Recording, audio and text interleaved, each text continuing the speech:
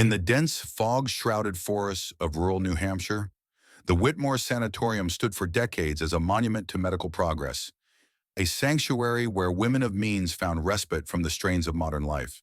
But beneath its pristine white facade and behind its polished oak doors lay a mystery so disturbing that local authorities sealed the records for over a century.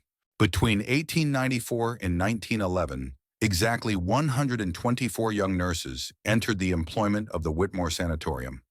Only 53 were ever seen again. The women who vanished shared one critical trait: they had few, if any, close family connections. No parents to ask uncomfortable questions, no siblings to demand answers, no one to notice when letters suddenly stopped arriving. Those who inquired about their whereabouts received the same rehearsed explanation: she has transferred to another facility, or she resigned for personal reasons and relocated west. But direct contact with these women ceased entirely, as if they had simply evaporated from existence. Before we continue with this disturbing chapter of American history, I must warn you, this channel isn't for everyone. We uncover truths too dark for conventional history books, stories deliberately buried by those with the power to rewrite our past. If you have the courage to hear what really happened behind the stone walls of the Whitmore Sanatorium, hit that subscribe button now. Leave a comment telling us which state you're watching from. To understand the horrors of the Whitmore Sanatorium, we must first understand the America of 1894. The Gilded Age was drawing to a close, a time when immense wealth existed alongside desperate poverty, when industrial progress masked social regression, and when the burgeoning field of psychology was beginning to categorize and medicalize human behavior. New Hampshire in the late 19th century remained largely untamed beyond its major settlements. Vast stretches of dense forest separated small communities, creating islands of civilization in a sea of wilderness. In these isolated territories, beyond the reach of effective oversight, institutions could operate with remarkable autonomy. 15 miles from the nearest town of Whitefield, along a winding private road that became impassable during winter storms, the Whitmore Sanatorium occupied a commanding position atop Holloway Hill. The location was chosen, according to official records, for its therapeutic air and distance from the pollutants of modern industry. The building itself was a marvel of late Victorian architecture. 4 stories of imposing granite and brick, crowned with a copper dome that gleamed like fire at sunset. 46 rooms for patients, each meticulously appointed with the finest furnishings. Sprawling gardens that bloomed spectacularly in summer. A small chapel for spiritual reflection. To the casual observer, it appeared the very pinnacle of progressive care for women suffering from what physicians of the era broadly termed nervous conditions, hysteria, and melancholia, catch-all diagnoses for everything from genuine mental illness to simple defiance of social norms. The Whitmore Sanatorium advertised itself as a facility employing the most advanced treatments available.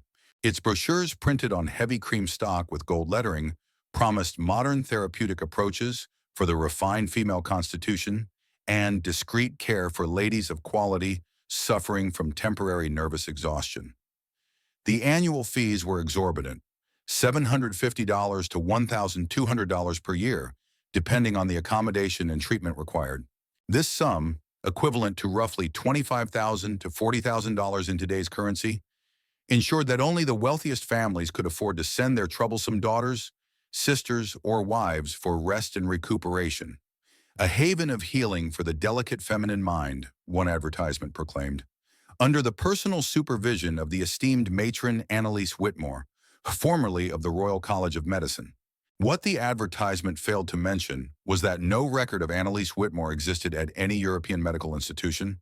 The credentials that impressed wealthy American families were fabrications, crafted with the same meticulous attention to detail that characterized every aspect of the Whitmore operation. Perhaps most critical to understanding how the horrors at Whitmore remained hidden for so long was the profound social stigma surrounding mental illness in the 19th century. Families did not speak openly about relatives suffering from nervous conditions. To have a daughter or wife institutionalized was a source of deep shame, discussed only in whispers behind closed doors. This silence created the perfect environment for abuse. With patients already hidden from public view, with families reluctant to acknowledge their institutionalized relatives, And with the sanatorium's remote location preventing casual observation, the stage was set for atrocities that would remain buried for decades. The gates of Whitmore opened in the spring of 1894. What happened behind them would not fully come to light until 1986, when a renovation project at the long-abandoned building uncovered a hidden sub-basement sealed behind a false wall in the north wing.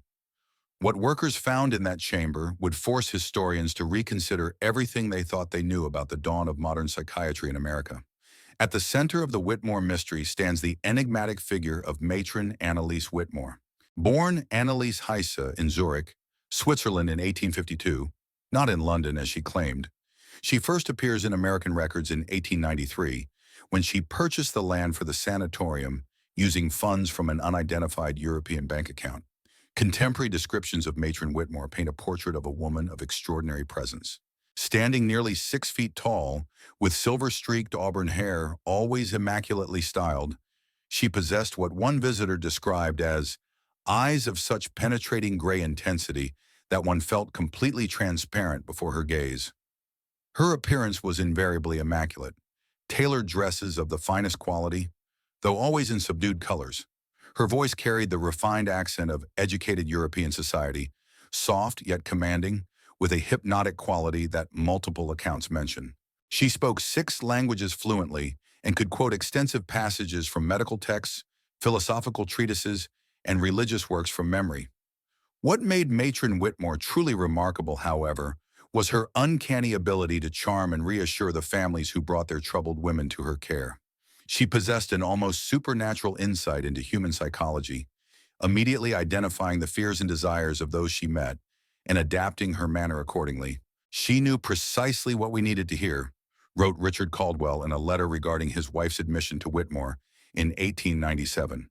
After 10 minutes in her company, I felt absolute certainty that Elizabeth would receive the finest care imaginable. I would have entrusted Matron Whitmore with my own life without hesitation. This charismatic facade concealed a mind of clinical detachment and boundless ambition. In private journals discovered decades later, Annelise revealed her true perspective on her patients and staff.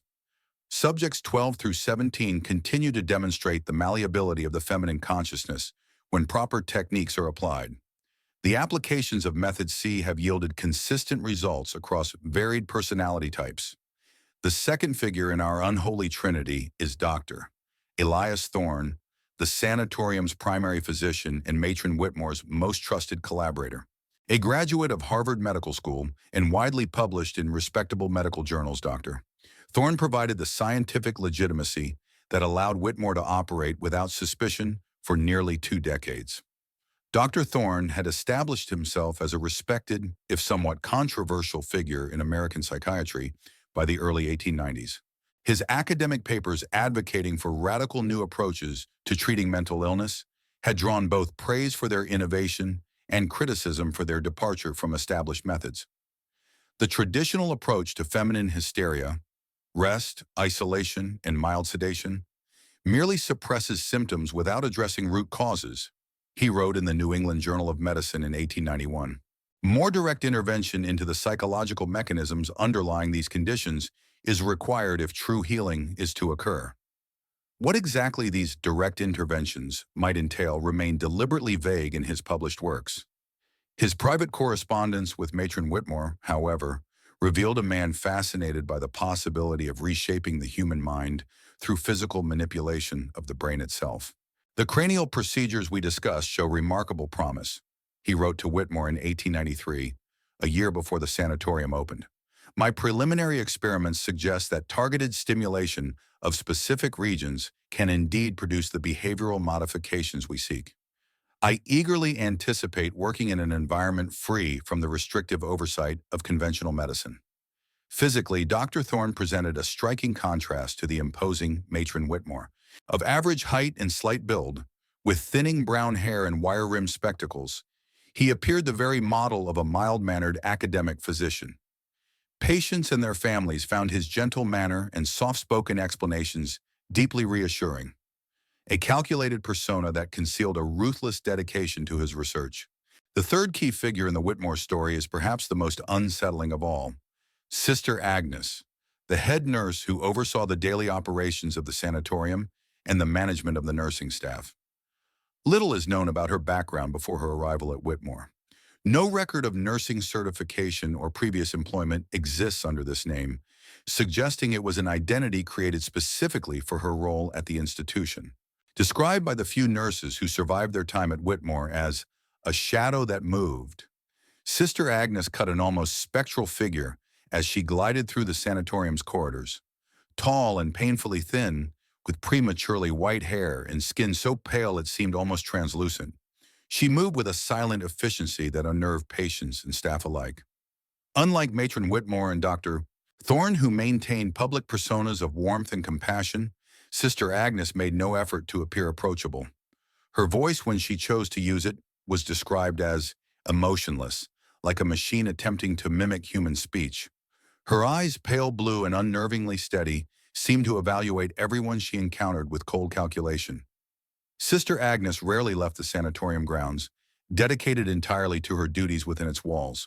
These duties, according to the official staff manual, included oversight of nursing personnel, administration of prescribed treatments, and maintenance of patient records.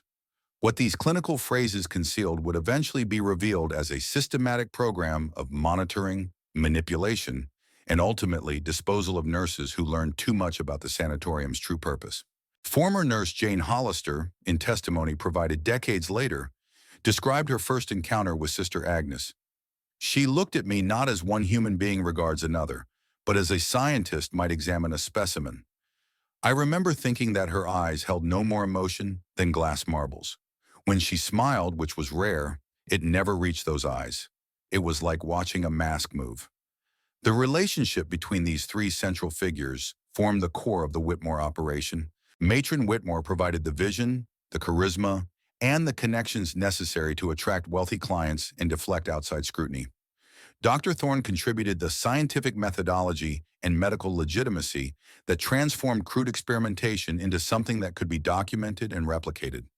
Sister Agnes implemented their theories with mechanical precision, maintaining the day-to-day operation of what was, in essence, a laboratory disguised as a medical facility. Together, they created an environment where the boundaries between treatment and experimentation, between care and cruelty, between medicine and monstrosity, dissolved completely. Their private correspondence reveals a shared philosophy that viewed human consciousness as something to be dissected, analyzed, and ultimately controlled through a combination of surgical intervention, chemical manipulation, and psychological conditioning.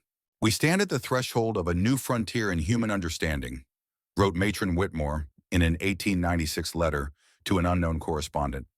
"The mysteries of the mind are yielding to our inquiry. Soon we will possess the ability to reshape thought itself, to recalibrate the human instrument according to more harmonious specifications. The implications are limitless. This grand vision required human subjects, women whose minds could be methodically broken apart and reassembled according to the trio's specifications. The wealthy patients provided one source of experimental subjects, but they were too visible, too connected to the outside world for the most radical procedures. The nurses, however, young women often from modest backgrounds, with limited family connections, seeking respectable employment in a competitive field, provided perfect subjects for the most ambitious experiments. Their disappearances could be explained away with minimal documentation. Their absence from society would raise few concerns. Their minds and bodies could be exploited in the name of scientific progress, then disposed of when they no longer served a purpose. The stage was now set for one of the most systematic campaigns of medical horror in American history, a campaign that would continue unchecked for nearly 17 years before the first cracks in the facade began to appear. The first cracks in the Whitmore Sanatorium's carefully constructed facade appeared in the autumn of 1897, when Emily Kendall arrived to take up a position as junior nurse. Unlike many of her predecessors, Emily came from a background of genuine medical training, having studied for 2 years at the Massachusetts General Hospital Training School for Nurses. Emily was also different in another crucial respect. She kept a detailed diary, which she concealed beneath a loose floorboard in her quarters. This document, discovered during the 1986 renovation, provides the only first-person account of the subtle horrors that initially confronted new staff at the institution. 3 days at Whitmore, and already I sense something profoundly wrong beneath the surface of this place, she wrote in her first entry. The patients exhibit a uniformity of behavior that defies natural variation.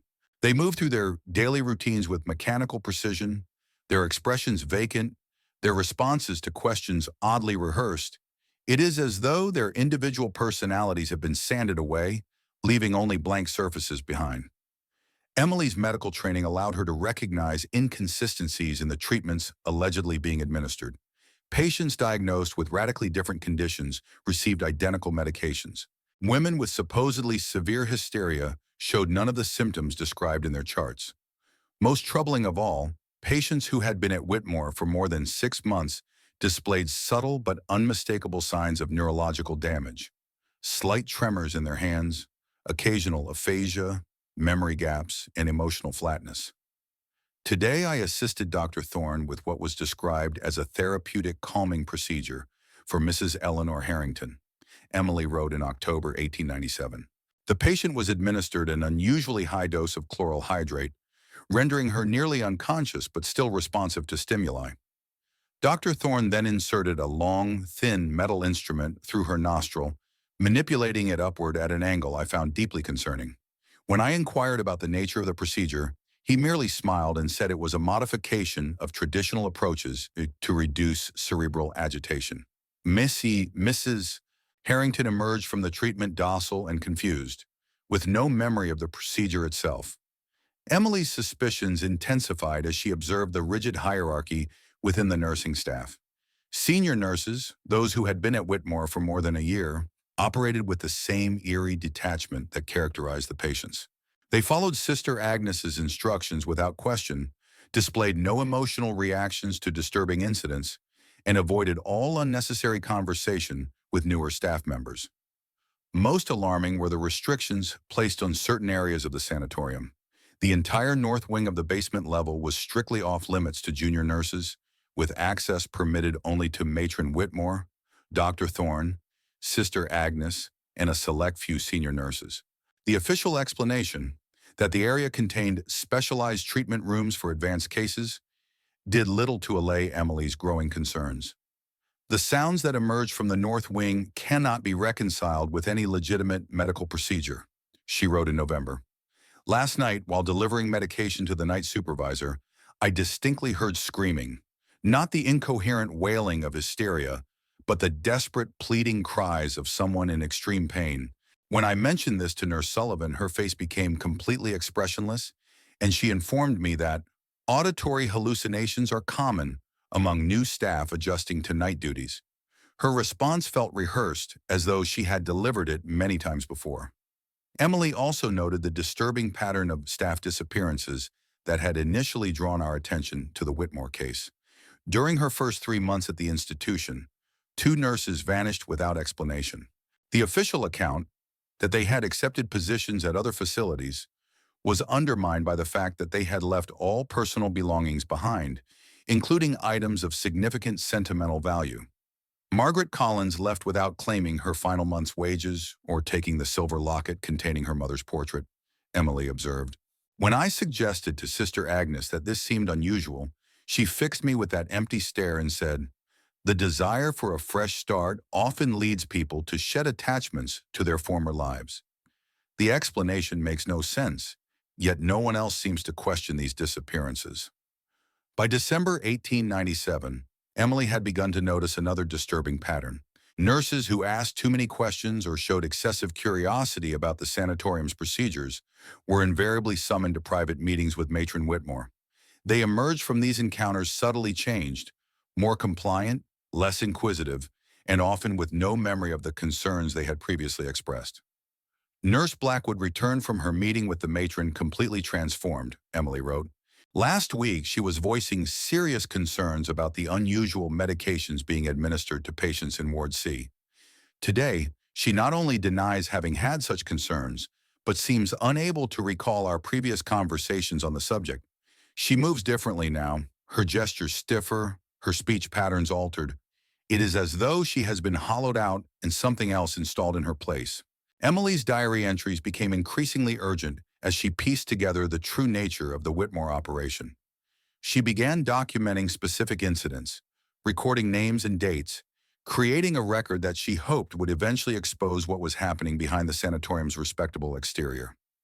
Her final entry, dated January 15, 1898, reads, "I can no longer deny the horror of what is occurring here. This is not a medical facility but a laboratory where human minds are being systematically dismantled. I have seen enough to know that I must escape and bring evidence to the authorities. Tomorrow night, when the staff rotation changes at midnight, I will take my documentation and attempt to reach Whitefield. If I do not survive, may whoever finds this diary use it to bring an end to the atrocities at Whitmore." Emily Kendall never reached Whitefield. According to the sanatorium's personnel records, she resigned her position due to family obligations on January 16, 1898. No trace of her was ever found outside the grounds of Whitmore Sanatorium. The true nature of the experiments conducted at Whitmore remained hidden until 1986, when construction workers renovating the long-abandoned building discovered a sealed chamber behind a false wall in the north wing basement. What they found inside forced authorities to reevaluate everything they thought they knew about the sanatorium's history. The hidden facility contained a sophisticated surgical theater that would have been advanced even by modern standards of the 1980s, let alone those of the 1890s. The central feature was a specialized operating table equipped with restraints for the head, arms, torso, and legs, positioned beneath powerful articulated lamps that could be precisely directed. The walls were lined with glass-fronted cabinets containing hundreds of surgical instruments, many of them custom designed for specific cranial procedures. Most chilling of all was the meticulous documentation discovered in filing cabinets that lined one entire wall of the chamber. Thousands of pages of research notes, surgical records, patient observations, and correspondence revealed the full scope of what Matron Whitmore and her collaborators had termed the Cognitive Recalibration Program. The program was, in essence, a systematic attempt to develop techniques for reshaping human personality through direct surgical intervention in the brain, combined with chemical treatments and psychological conditioning. Its ultimate goal, as stated in Matron Whitmore's research manifesto, found among the documents, was nothing less than the development of methodologies for the complete reconstruction of the female consciousness according to more optimal specifications. The documents revealed that the Whitmore team had developed several distinct surgical approaches, each targeting different aspects of personality and behavior. The most basic of these was what they termed the tranquility procedure, an early form of lobotomy that severed connections in the prefrontal cortex to eliminate what they called excessive emotional reactivity and inappropriate assertiveness. More sophisticated techniques included targeted lesioning of specific brain regions to eliminate particular traits or memories.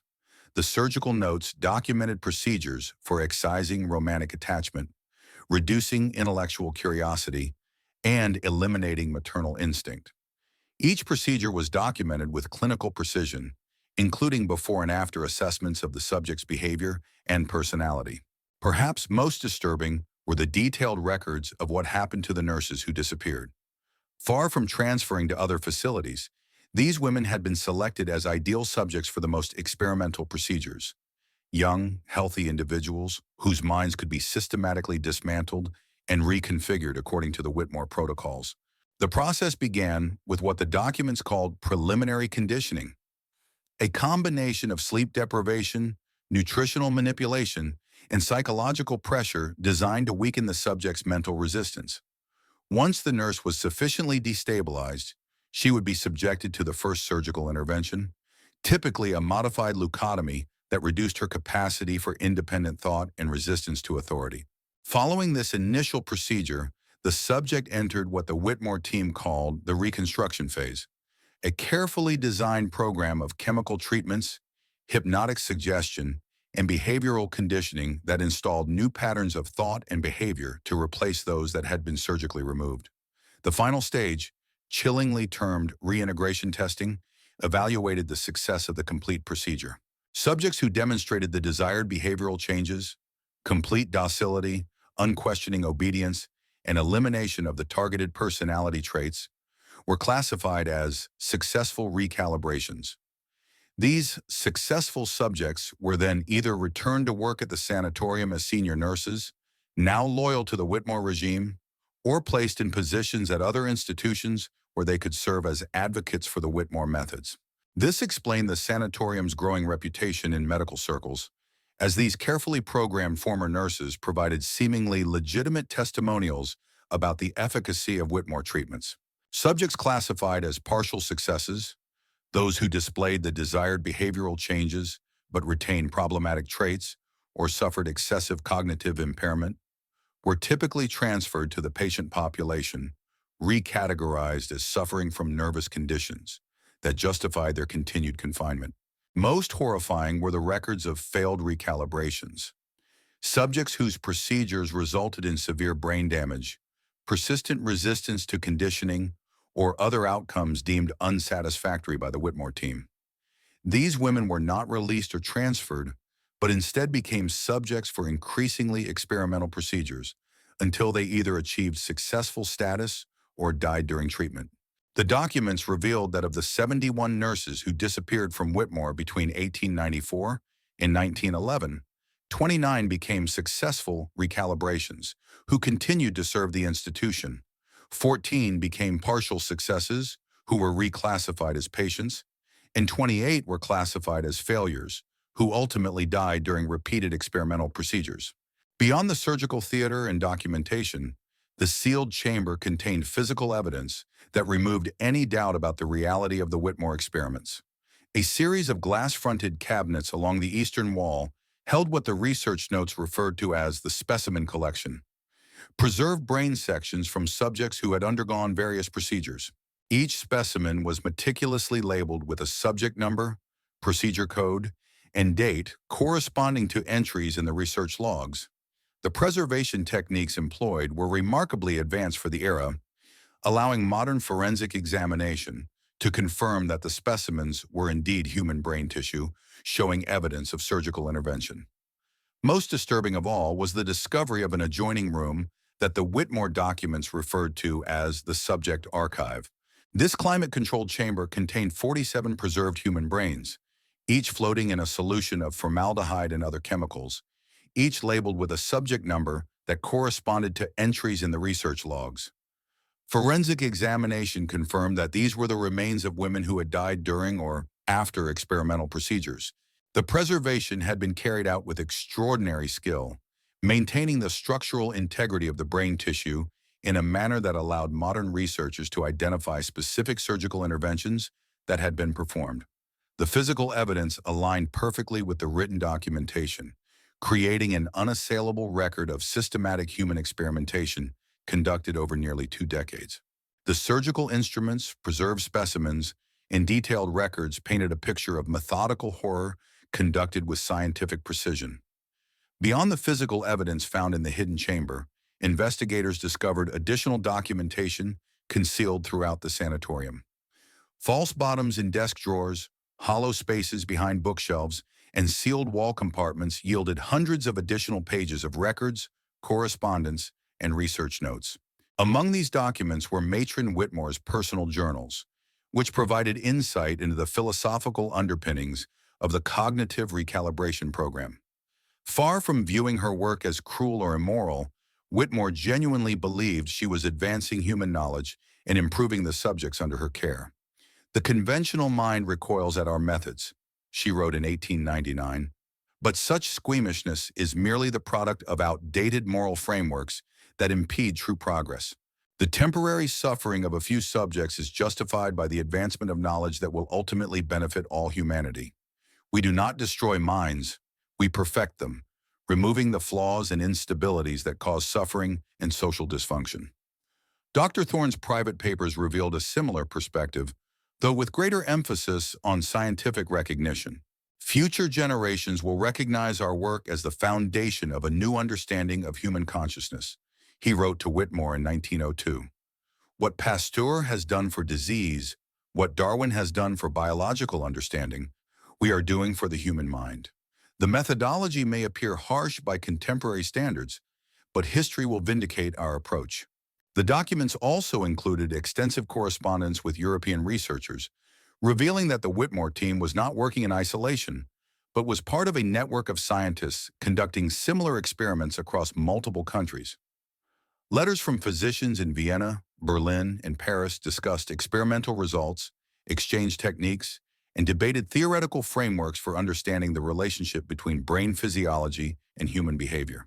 This correspondence revealed that the Whitmore operation was funded not only by the fees charged to patients' families, but also by substantial grants from European medical institutions and wealthy individuals interested in the practical applications of personality modification.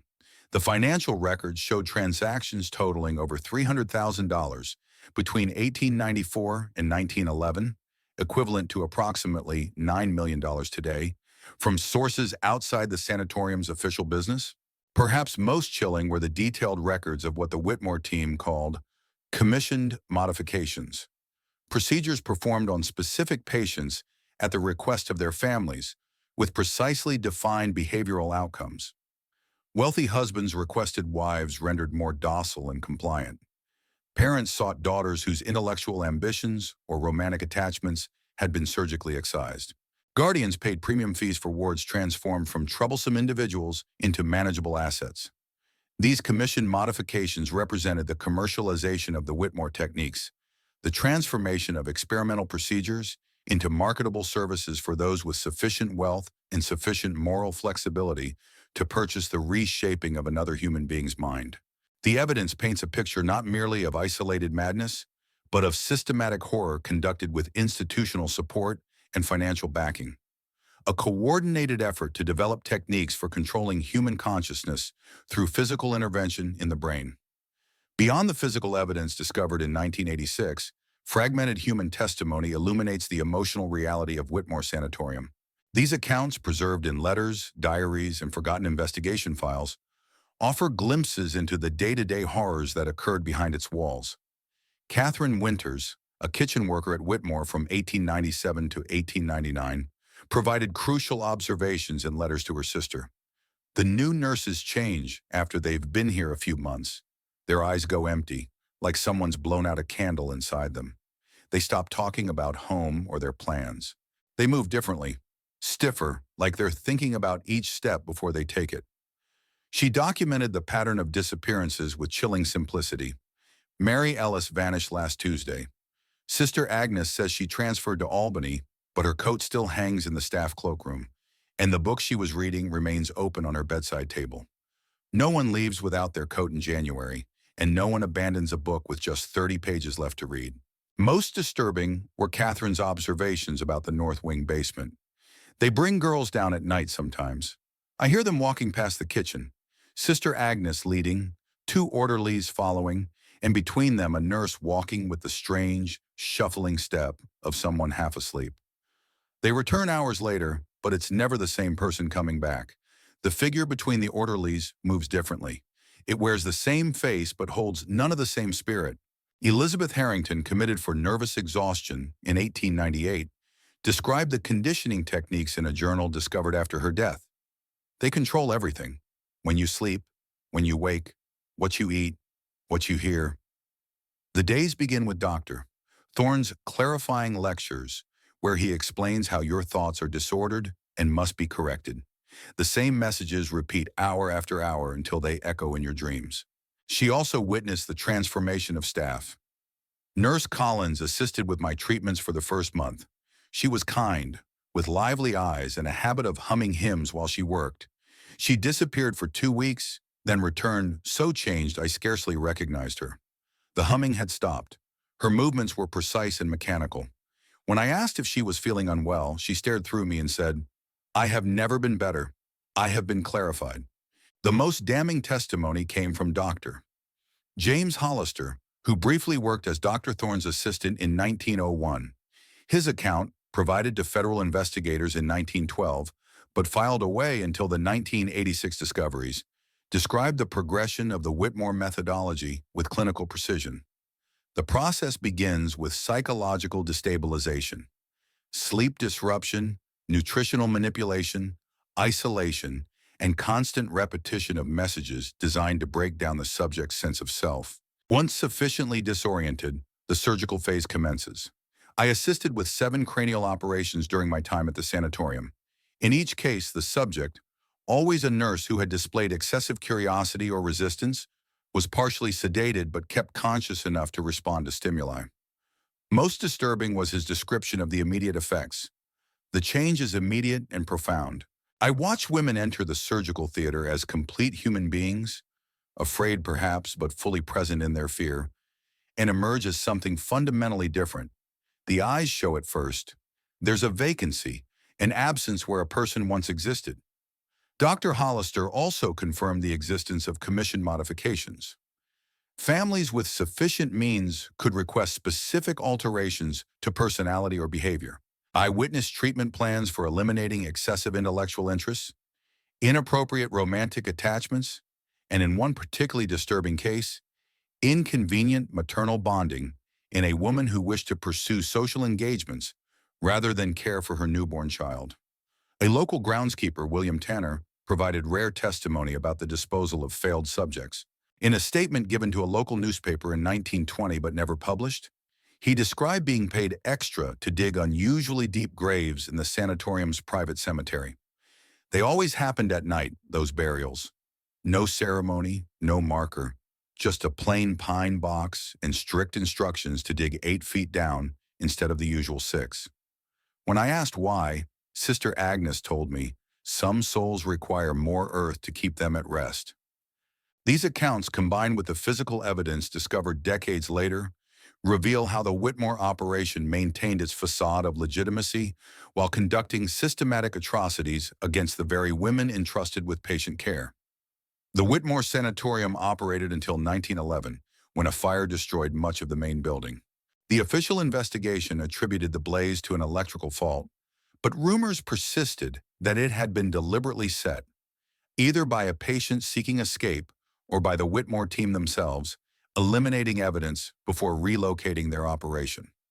Matron Whitmore, Dr. Thorne, and Sister Agnes vanished immediately after collecting a substantial insurance settlement of $45,000, equivalent to approximately $1.3 million today. Investigators in the 1980s found only fragments suggesting they continued their work elsewhere. A Swiss medical journal from 1914 references a revolutionary approach to personality reconstruction being pioneered by a Dr. A. Brenner, possibly Annelise Whitmore under a pseudonym. Immigration records show 3 individuals matching their descriptions arriving in Buenos Aires in 1920, coinciding with the establishment of a private sanitarium employing nearly identical techniques. The human cost of the Whitmore experiments extends far beyond the 71 nurses documented in the recovered records. Hundreds of patients underwent varying degrees of treatment that permanently altered their personalities, memories, and cognitive functions. Many returned to society as shadows of their former selves, their transformations celebrated as successful cures of their supposed conditions. Perhaps most disturbing is how the Whitmore methodologies influenced legitimate medical practice. The prefrontal lobotomy, which became standard psychiatric treatment in the 1940s and earned its developer a Nobel Prize, bears unmistakable similarities to techniques refined decades earlier at Whitmore. The surgical approach, target areas of the brain, and even the tools used show clear parallels to those documented in the Whitmore records, raising troubling questions about the origins of once legitimate medical procedures. The Whitmore case forces us to confront uncomfortable truths about modern medicine's development, particularly in psychiatry. How much of our understanding of the human mind was built upon forgotten atrocities? How many advances in treatment originated in unethical experimentation? And how do we reconcile the benefits of medical knowledge with the suffering through which some of that knowledge was obtained? What makes this case particularly disturbing is that the Whitmore operation wasn't exposed by authorities, medical oversight, or public outcry. It ended only when its perpetrators chose to end it. Had the fire never occurred, how many more years might the horrors have continued? How many more minds might have been surgically altered or destroyed? The story stands as a stark reminder that the most dangerous evils often hide behind respectable facades, protected by social convention and professional authority. It warns that scientific progress divorced from ethical constraints can lead to atrocities justified as advancement. And it challenges us to remain vigilant against those who would treat human consciousness as something to be manipulated or reconfigured according to their designs. The nurses of Whitmore Sanatorium deserve to be remembered not merely as victims, but as a permanent reminder of what happens when we grant unlimited power over human minds to those who view people as mere subjects for experimentation. If you found this story compelling, please subscribe to our channel and share this video with others who appreciate uncovering the dark chapters of history that conventional textbooks choose to ignore.